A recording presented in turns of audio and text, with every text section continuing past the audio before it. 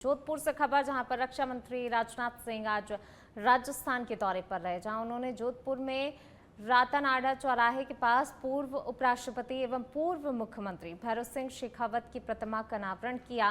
कार्यक्रम में रक्षा मंत्री के साथ मुख्यमंत्री भजनलाल शर्मा, केंद्रीय मंत्री गजेंद्र सिंह शेखावत, भाजपा प्रदेश अध्यक्ष मदन राठौर, कैबिनेट मंत्री जुगाराम पटेल, मदन दिलावर सहित कई मंत्री, विधायक, जनप्रतिनिधि और अधिकारी मौजूद रहे। इस अवसर पर राजनाथ सिंह ने भैरव सिंह शेखावत को समाज और राष्ट्र निर्माण के उद्देश्य से राजनीति करने वाला दूरदर्शी नेता बताया।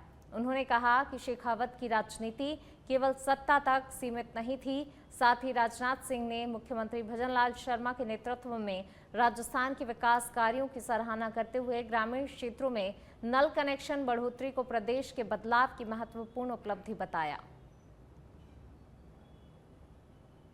भारत की राजनीति के शिखर पुरुष स्वर्गीय भैरव सिंह जी शेखावत की मूर्ति के अनावरण के इस अवसर पर आप सबके बीच उपस्थित होना, इसे मैं अपना सौभाग्य का विषय मानता हूं। कल उनकी पुण्यतिथि है, इसलिए सबसे पहले मैं उन्हें श्रद्धा के साथ उनकी स्मृति को नमन करता हूं और साथ ही साथ अपनी तरफ से और आप सभी की तरफ से उन्हें भावभीनी श्रद्धांजलि भी अर्पित करता हूं।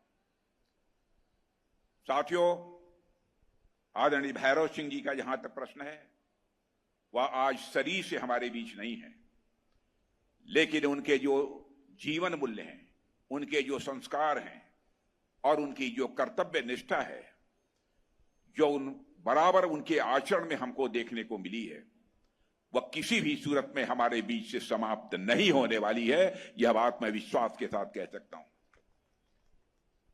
जो भी जिन जीवन मूल्यों को अपनाकर उन्होंने अपने राजनीतिक जीवन में अपनी राजनीतिक यात्रा पूरी की है, मैं समझता हूं वह सब सारे जीवन मूल्य सदैव सामाजिक और राजनीतिक क्षेत्र में काम करते हुए हम लोगों का मार्गदर्शन करते ही रहेंगे।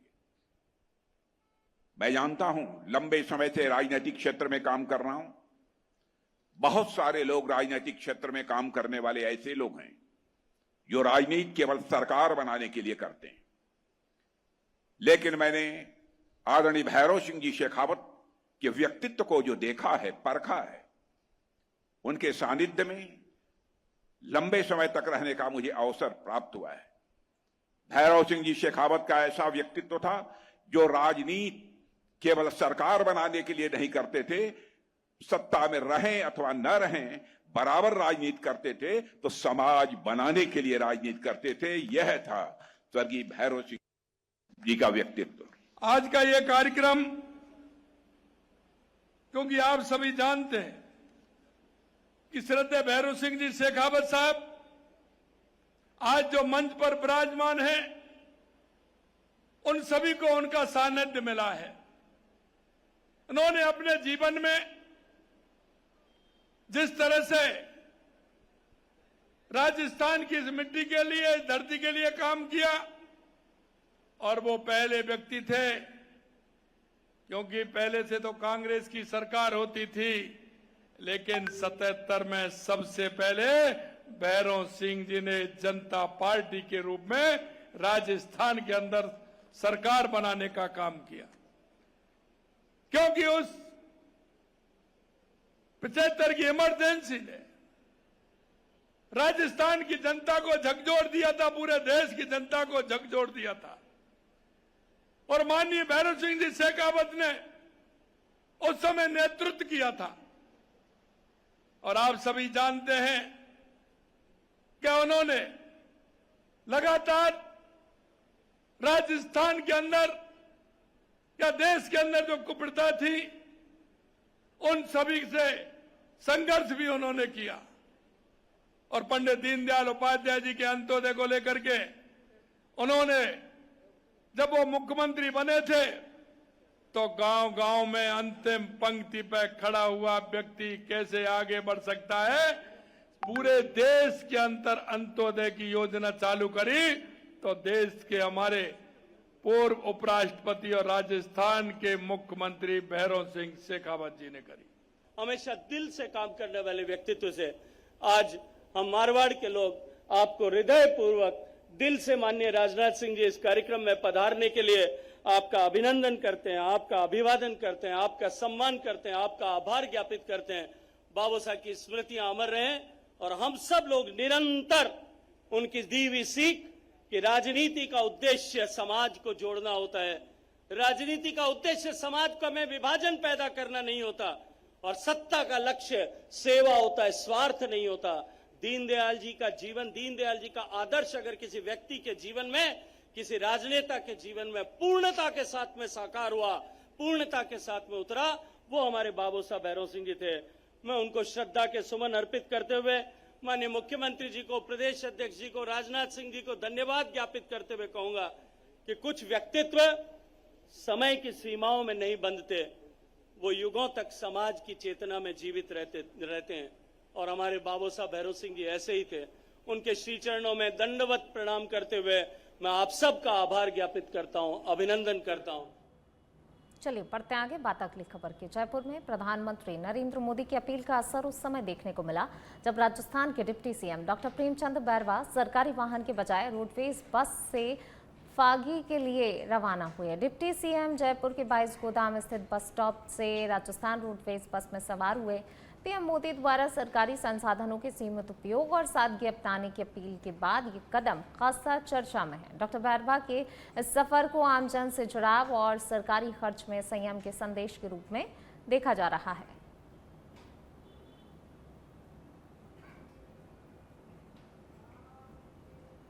जयपुर के जमवारामगढ़ से बड़ी खबर। जमवारामगढ़ में नीट यूजी पेपर लीक मामले की जांच अब तेज हो गई है। सीबीआई टीम पहुंची है आरोपी मांगीलाल और दिनेश विवाल के घर। आरोपियों के परिवार से की जा रही है पूछताछ। सीबीआई टीम ने पूरे घर की तलाशी ली है। पेपर लीक से जुड़ी कड़ियों को जोड़ने का प्रयास लगातार जारी है। परीक्षा से जुड़े हुए दस्तावेजों की भी गहनता से जांच कर रही है टीम। तो देखिए अब इस मामले को लेकर जो है जांच तेज हो गई है। आरोपियों के परिवार से पूछताछ की जा रही, लगातार पूछताछ में अब जुटी हुई है सीबीआई की टीम। पूरे घर की जो है तलाशी भी ले, एक तरीके से कह सकते हैं तलाशी अभियान चलाया जा रहा है। हर एक जो है एंगल से बारीकी से पूरे मामले की गहनता से जांच पड़ताल की जा रही है सीबीआई की टीम के द्वारा।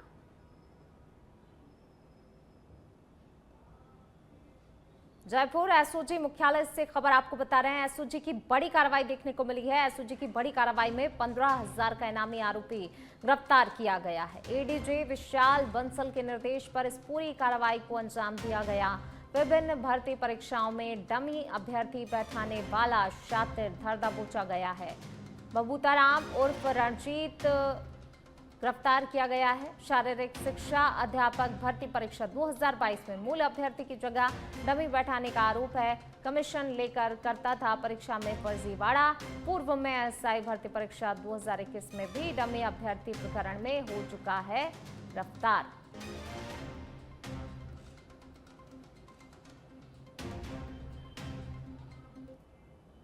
खैरथल तिजारा जिले के मुंडावर उपखंड के रजगंज क्षेत्र में गुरुवार को मैक्स फॉर स्कूल के बच्चों से भरी हुई बस अनियंत्रित होकर बिजली की डीपी से जा टकराई, जिससे कि बड़ा हादसा होते होते टल गया। वहीं हादसे के समय बस में 4 स्कूली बच्चे सवार थे। टक्कर इतनी जोरदार थी कि बस का अगला हिस्सा पोल और ट्रांसफार्मर के बीच में फंस गया। घटना के बाद ग्रामीणों और राहगीरों ने तुरंत ही बच्चों को सुरक्षित बाहर निकाला। गनीमत रही कि सभी बच्चे सुरक्षित हैं। चालक की तेज रफ्तार और लापरवाही को लेकर अभिभावकों में भारी और गहरी नाराजगी है। पुलिस ने चालक को हिरासत में लेकर जांच पड़ताल शुरू कर दी है। बच्चों को छोड़ के पहल के लिए जा रही थी, वो बिजली के ट्रांसफार्मर से यहाँ टकरा गई। मैंने तुरंत अपनी तत्परता दिखाते हुए मैं बस के पास पहुंचने से पहले मैंने बिजली ग्रेड में फोन करके विद्युत लाइन को कटवाया। वहां सुरेंद्र कर्मचारी मेरी बात हुई, उसने कहा भैया ट्रिपिंग आया है। मैंने उसको बताया ऐसे स्कूल की बस का एक हादसा हो गया, आप लाइन को चालू मत करना। उन्होंने तुरंत प्रभाव से लाइट काट दी। मैंने बिजली कर्मचारी के जो भी यहाँ सुरेंद्र है, लोकेश है, उनको सूचना दी। वो फटाफट से यहाँ मौके पे पहुंचे। उनकी पूरी टीम जो भी है विद्युत कर्मचारियों की, एफआरटी की, वो पूरी यहाँ मौके पे। बालोतरा में पश्चिम बंगाल चुनाव में भाजपा संगठन की महत्वपूर्ण जिम्मेदारी निभाकर लौटे कैलाश चौधरी का भव्य स्वागत किया गया। भाजपा ने उन्हें 28 विधानसभा क्षेत्रों का प्रभारी बनाया था, जहां उनकी रणनीति और संगठनात्मक समन्वय के चलते 27 सीटों पर भाजपा प्रत्याशियों ने अपनी जीत दर्ज की। पहली बार बालोतरा आगमन पर कार्यकर्ताओं में खासा उत्साह नजर आया। शहर के विभिन्न स्थानों पर फूल, मालाओं और साफा पहनाकर उनका अभिनंदन किया गया, स्वागत सम्मान किया गया। निजी आवास पर भी विशेष स्वागत कार्यक्रम आयोजित किया गया। इस दौरान भाजपा पदाधिकारियों और कार्यकर्ताओं ने संगठन की मजबूती और इसी के साथ आगामी योजनाओं पर विस्तृत चर्चा भी की। पार्टी नहीं जीतती तो आने वाले कल में बंगाल बांग्लादेश में चला जाता। जिस प्रकार का वहाँ पर सिस्टम चल रहा था, जिस प्रकार से वहाँ पर गुंडा राज चल रहा था, जिस प्रकार से वहाँ के रोहिंग्या सरकार चला रहे थे, और उसकी वजह से वहाँ पर आम आदमी सुरक्षित नहीं था। वहाँ की बहन बेटियाँ थी, उनकी इज्जत दिन दहाड़े ली जाती थी, और वहाँ पर इस प्रकार का वातावरण बना था, तो जिसकी वजह से लोग त्रस्त थे। और निश्चित रूप से आज वहाँ पर प्रधानमंत्री नरेंद्र मोदी जी के नेतृत्व में वहाँ डबल इंजन की सरकार बनी है।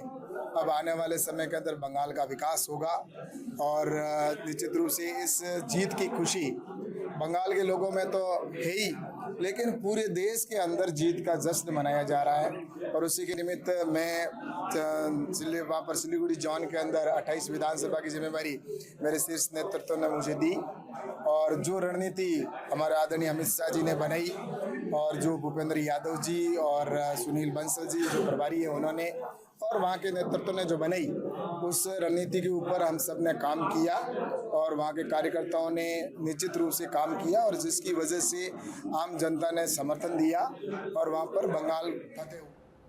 धौलपुर में उस समय हड़कंप मच गया जब एक युवती प्रेम विवाह की मांग को लेकर टावर पर चढ़ गई।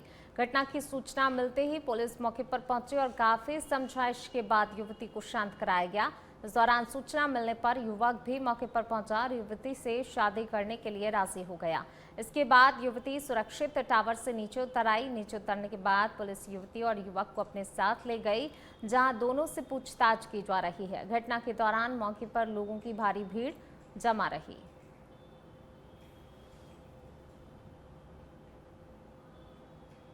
बानसूर में नीमूचड़ा नरसंहार की 101वीं बरसी आज याद की गई। 14 मई 1925 को अलवर रियासत के नीमूचड़ा गांव में किसानों ने दोहरे लगान, बेगा प्रथा और अन्न शोषण के खिलाफ जमकर विरोध जताया था, जिस पर अंधाधुंध फायरिंग की गई थी।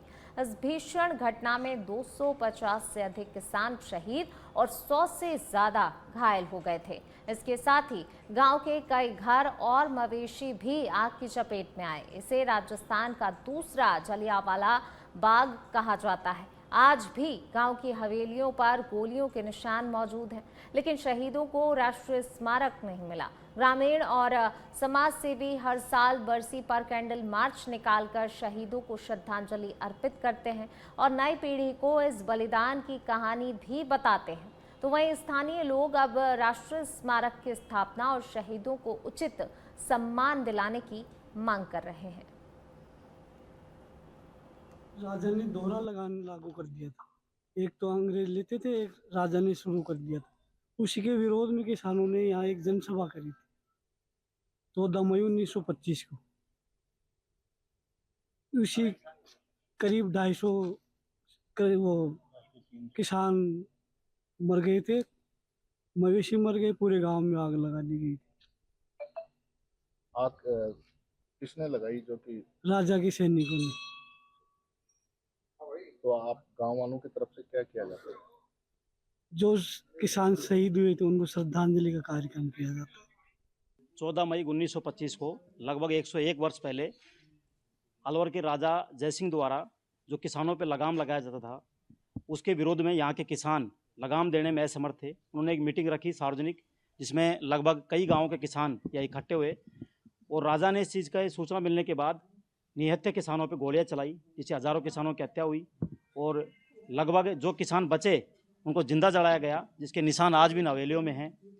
या गाय भैंस बकरी जो भी थी मौके पे, उनको सबको जिंदा जला दिया गया और बहुत बड़ा क्रूरता की गई, जिसकी चर्चा पूरे देश में हुई, पर आज तक इतिहास में, कागजों में, किताबों में हमारे बच्चों को पढ़ने के लिए उस नीमूचना हत्याकांड का नाम नहीं है। हमारे किसानों के बारे में कोई सच्ची श्रद्धांजलि के लिए जो शब्द लिखे जाते हैं इतिहास के पन्नों में, वो कहीं भी नहीं है। आज भी हम ये मांग करते हैं सरकार से कि नीमूचना में एक शहीद स्मारक हो, पर 101 वर्ष बीत जाने के बाद भी सब सरकारें आई, सब सरकारें गई। इसी गांव ने सर्वप्रथम जिला प्रमुख दिया, इसी गांव ने बांसु को प्रदान दिया, पर आज भी इस नीमूचना का कहीं भी नाम इतिहास के पन्नों में। बयाना क्षेत्र में लगातार बढ़ती हुई भीषण गर्मी ने आमजन की परेशानी को बढ़ा दिया है। पिछले एक सप्ताह से तापमान 41 से 43 डिग्री सेल्सियस के बीच बना हुआ है, जिससे लोग दस्त, उल्टी, पेट दर्द, बुखार और डिहाइड्रेशन जैसी समस्याओं की चपेट में आ रहे हैं। बयाना उप जिला अस्पताल की ओपीडी अब 500 के पार पहुंच चुकी है। अस्पताल में बेड कम पड़ने के कारण एक बेड पर 2 से 3 मरीजों को रखना पड़ रहा है। फिजिशियन डॉक्टर लखपत राम कोहली ने लोगों को दोपहर के समय घर से बाहर ना निकलने, पर्याप्त पानी पीने और दही, छाछ, नींबू पानी और गन्ने के जूस का सेवन करने की सलाह दी है। स्वास्थ्य विभाग ने भी आमजन से सतर्क रहने और गर्मी से बचाव के उपाय अपनाने का अनुरोध किया है।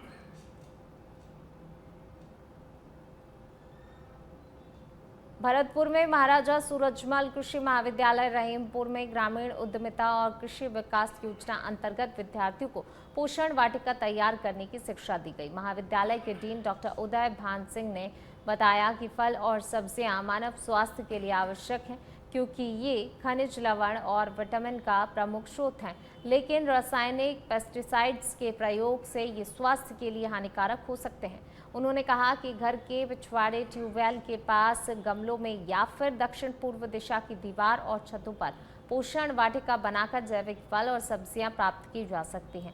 पोषण वाटिका से रसोई के पानी का दुरुपयोग भी बचेगा, इसका सदुपयोग होगा, घर की सुंदरता बढ़ेगी और साथ ही बड़े बुजुर्ग, महिलाएं और बच्चे सुबह शाम काम में लगे रहते हैं और ताज़ा और जैविक फल सब्जियां भी उनके लिए उपलब्ध होती हैं।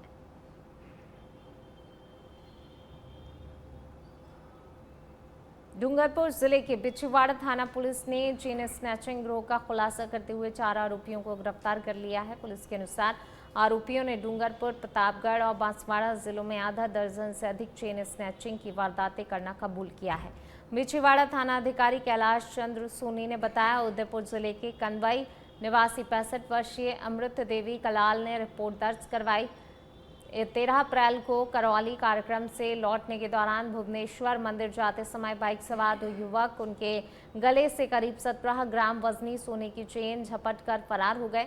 मामले में पुलिस ने विशेष टीम गठित कर घटनास्थल के आसपास लगे सीसीटीवी फुटेज खंगाले और तकनीकी जांच के आधार पर आरोपियों की पहचान कर उन्हें गिरफ्तार कर लिया। गिरफ्तार आरोपियों में संजय दास निवासी कोलखंडा खास थाना दोबड़ा, दिनेश खराड़ी क्रीट खराड़ी और गोपाल डामोर निवासी नवाघरा थाना 84 शामिल हैं। पूछताछ में आरोपियों ने प्रतापगढ़ के पीपल खूंट, बांसवाड़ा के घाटोल और डूंगरपुर जिले के चिखली और सरोदा क्षेत्रों में भी वारदातें करना स्वीकार किया है। पुलिस गिरोह से जुड़े अन्य मामलों की जांच में जुटी है।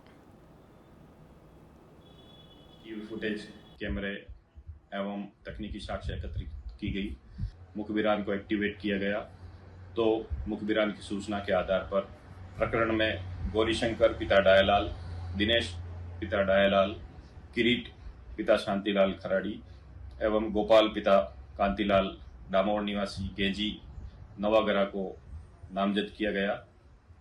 प्रकरण में लूटी गई चेन को संजय दास पिता रामदास साधु निवासी कोलखंडा से बरामद किया गया है। प्रकरण में गिरफ्तार शुदा अभियुक्तगण से अनुसंधान में थाना बिछीवाड़ा के प्रकरण के अलावा उक्त मुलजिमान ने पीपलकूट, जिला प्रतापगढ़, घाटोल, थाना जिला बांसवाड़ा, थाना चीखली, थाना सरोदा में भी चेन स्नैचिंग की वारदात करना स्वीकार किया। बांसवाड़ा जिले के सदर थाना क्षेत्र के बस्सी मकवाना गांव में एक परिवार ने 48 लोगों के खिलाफ गंभीर आरोप लगाते हुए जिला पुलिस अधीक्षक को परिवाद सौंपा है।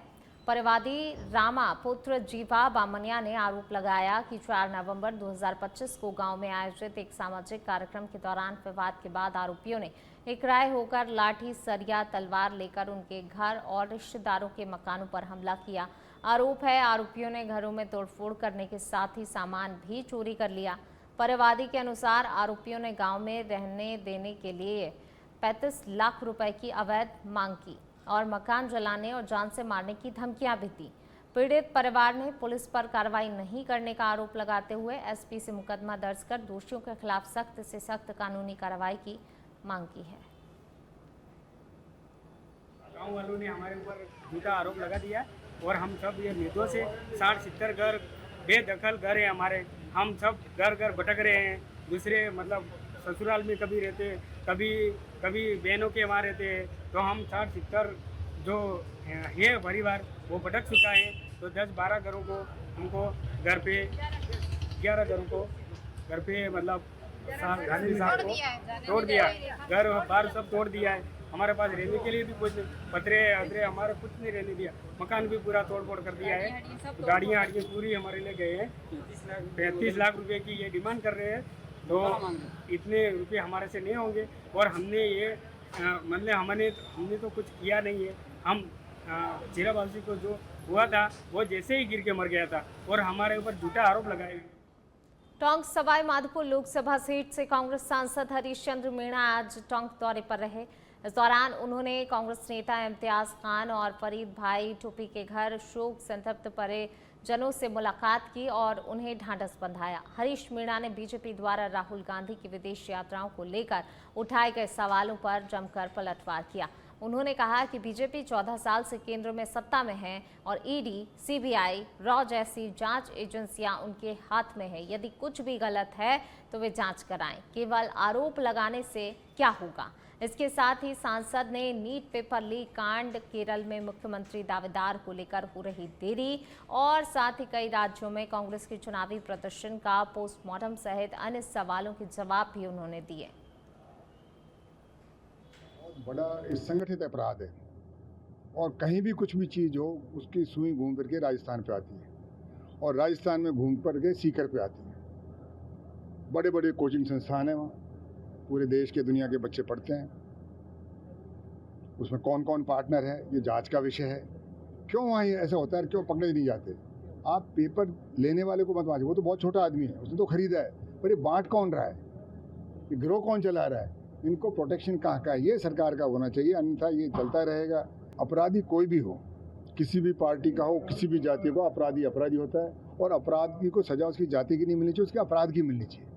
क्योंकि ये पूरे देश के साथ, युवाओं के साथ, उनके भविष्य के साथ खिलवाड़ है और हमारे देश की छवि खराब हो रही है। जो बच्चे मेहनत करते हैं कि साहब मेहनत का क्या फ़ायदा, ये तो पैसे दे के पास हो जाएंगे, उनकी सोच, उनकी भावना पे क्या गुजर रही है। तो इस जो राजनीतिक जो उससे उठ के उसको देश के हित में सोचना। सवाई माधोपुर जिले के बौली पंचायत समिति में गुरुवार को जिला कलेक्टर कानाराम ने जन सुनवाई कर आमजन की समस्याएं सुनी। इस दौरान ग्रामीणों ने रास्तों पर अतिक्रमण, पेयजल संकट, बिजली व्यवस्था, सामाजिक सुरक्षा पेंशन, राजस्व प्रकरणों और अवैध बजरी परिवहन जैसी समस्याओं को लेकर परिवाद प्रस्तुत किया। जिला कलेक्टर ने संबंधित विभागीय अधिकारियों को समस्याओं का शीघ्र समाधान करने के निर्देश दिए और लंबित मामलों में आवश्यक कार्रवाई कर रिपोर्ट प्रस्तुत करने को भी कहा है। तो वहीं उन्होंने अधिकारियों को जनहित से जुड़े हुए मामलों में संवेदनशीलता के साथ कार्य करते हुए शिकायतों का समयबद्ध निस्तारण सुनिश्चित करने की भी हिदायत दी है। जन सुनवाई में पंचायत समिति, राजस्व, पुलिस, जलदाय, विद्युत, चिकित्सा सहित विभिन्न विभागों के अधिकारी मौजूद रहे।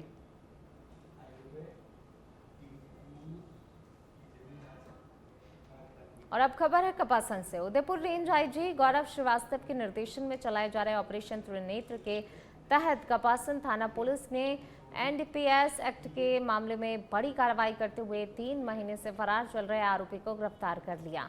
थाना अधिकारी सुनील शर्मा ने बताया कि 21 मार्च 2026 को पारी गांव में नाकाबंदी के दौरान पुलिस ने बाइक सवार किशन गुर्जर को रोका था। तलाशी के दौरान उसके पास मौजूद कुरियर पार्सल बैग से 18 किलो 500 ग्राम अफीम डोडा चूरा बरामद हुआ था। पुलिस ने मौके पर ही आरोपी को गिरफ्तार कर मामला दर्ज किया था। पूछताछ में आरोपी किशन गुर्जर ने बताया वह डोडा चूरा पारी निवासी रतन दास बैरागी से खरीद कर लाया था। इसके बाद से ही पुलिस लगातार आरोपी की तलाश में जुटी हुई थी। अनुसंधान में भूमिका सामने आने पर पुलिस ने आरोपी को गिरफ्तार कर लिया।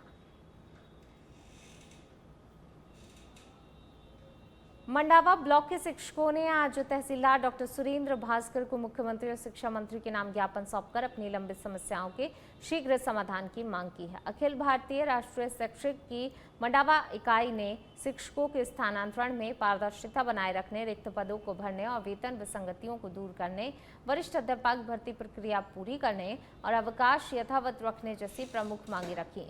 शिक्षकों ने कहा कि लंबे समय से लंबित समस्याओं के कारण उन्हें भारी रोष है और यदि उनकी मांगों पर जल्द ही कोई सकारात्मक कदम नहीं उठाया गया तो प्रदेश भर में आंदोलन को और तेज किया जाएगा। तो वहीं ज्ञापन सौंपने के दौरान संगठन के पदाधिकारी और बड़ी संख्या में शिक्षक उपस्थित रहे।